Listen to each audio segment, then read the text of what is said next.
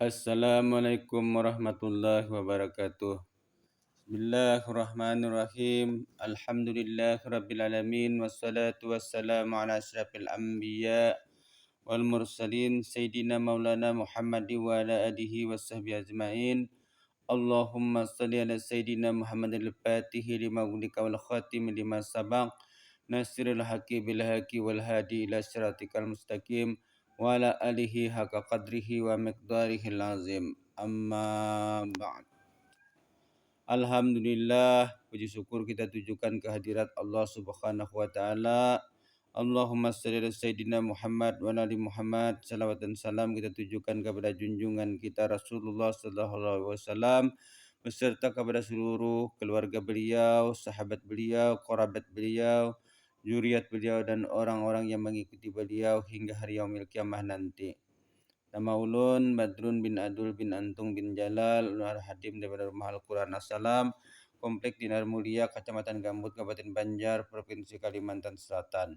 Dalam kesempatan ini ulun ingin berbagi pendapat, berbagi pengetahuan dengan kawan-kawan dan juga seluruh pengunjung channel YouTube kami dan subscriber kami dimanapun berada.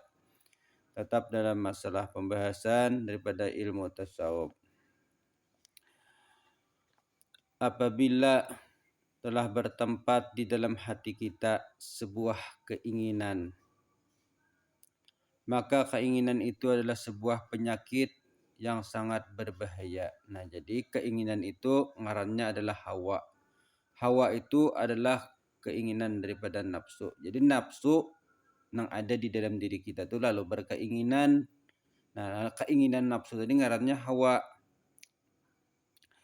Yaitu ia mencintai dunia dan seisi dunia. Nah, jadi hawa ini mencintai dunia dan seisi dunia ini dicintainya, hendak dimilikinya. Badataan itu ngarannya hawa. Hawa itu adalah nafsu yang berkeinginan. Jadi nafsu berkeinginan mencintai dunia dan seisi dunia itu hawa ngarannya. Lalu ia tadi bersarang di dalam hati kita, maka itu ada sebuah penyakit yang sulit diobati. Nah, jadi sulit diobati. Karena hati itu adalah tempat iman dan tempat ma'rifat. Nah, jadi hati itu sebenarnya ruang hati itu disediakan untuk menampung iman dan menampung ma'rifat kepada Allah Subhanahu wa taala. Dan hati tadi iman dan ma'rifat tadi sebenarnya mengobati hati. Tetapi iman dan ma'rifat ini kada bisa mengobati hati selama masih ada hawa dan nafsu tadi bersarang di dalam hati. Nah, kada kawa. Artinya iman kita, ma'rifat kita kepada Allah Ta'ala itu kada kawa berfungsi karena ruang-ruang hati kita tadi yang semestinya menampung ma'rifat kepada Allah dan menampung iman kepada Allah itu tadahulu inya bersarang, tadahulu hawa dan tidak bersarang di dalam sana. Jadi iman dan ma'rifatnya kada kawa masuk lagi ke dalam hati. Sebenarnya yang seharusnya masuk itu, tapi karena terdahulu oleh nafsu tadi masuk, lalu kada kawa lagi iman tadi masuk ke dalamnya dan ma'rifat tadi karena sudah dikuasai oleh hawa dan nafsu tadi hati kita. Seluruh ruang hati kita itu sudah dipenuhinya. Diumpamakan sebagai obat. Jadi hati iman dan ma'rifat tadi sebagai obat bagi hati, maka tak ada gunanya iman dan ma'rifat tadi untuk mengobati hati jika penyakit tadi masih ada di dalam hati tadi. Nah, jadi jika masih ada ngarannya hawa tadi, ngarannya hawa nafsu tadi bersarang di dalam hati, maka kada ada gunanya ma'rifat dan iman dimasukkan ke sana karena kada bisa masuk juga karena ruang tadi sudah dikuasai oleh hawa dan nafsu. Melainkan datangnya panggilan daripada Allah Subhanahu wa taala, kecuali datang panggilan daripada Allah Subhanahu wa taala memanggil hati orang tadi hanyar kawa berubah.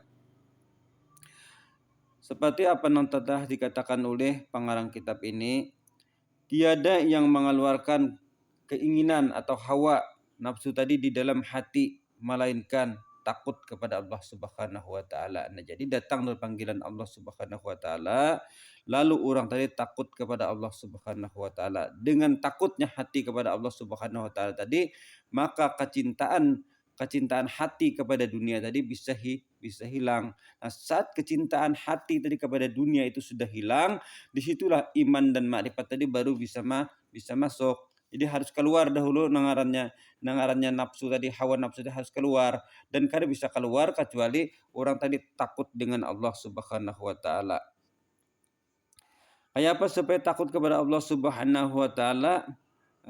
Hendaklah orang tadi menilik akan sifat-sifat Allah Subhanahu wa taala. Jadi musyahadah kepada sifat-sifat Allah taala, musyahadah kepada kebesaran Allah Subhanahu wa taala, musyahadah kepada kerasnya sifat Allah Subhanahu wa taala yang telah memberikan janji kepada orang-orang yang kada takut kepadanya dan maksiat kepadanya dengan janji neraka di akhirat nanti. Nah, di situ kita bisa takutan, musyahadah dengan kebesaran Tuhan tadi, musyahadah dengan sifat kerasnya sifat Tuhan tadi, dan janji-janji Tuhan, bahwasanya janji-janji Allah yang akan memberikan ajab dan siksa kepada orang yang kada takut kepadanya dan kada mentaati akan perintahnya dan melanggar apa yang dilarangnya, yang maksiat kepadanya, itu dengan janji bahwa orang itu akan dimasukkan ke dalam neraka. Nah, jadi disitulah kita timbul rasa takut kepada Allah Subhanahu wa taala.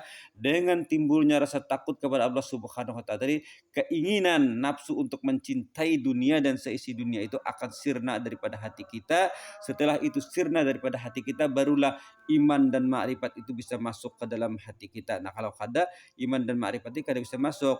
Dan jika iman dan makrifat itu tidak bisa masuk, maka ia tidak bisa mengobati hati kita daripada penyakit-penyakit yang ada di dalam hati tadi.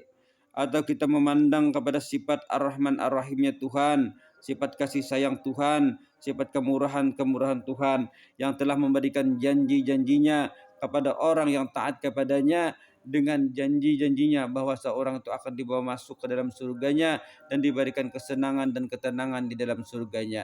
Nah, inilah sifat-sifat yang semestinya kita musyahadahi agar kita bisa menghilangkan daripada kecintaan kita kepada dunia dan fokus kepada mencintai Allah dan Rasul-Nya.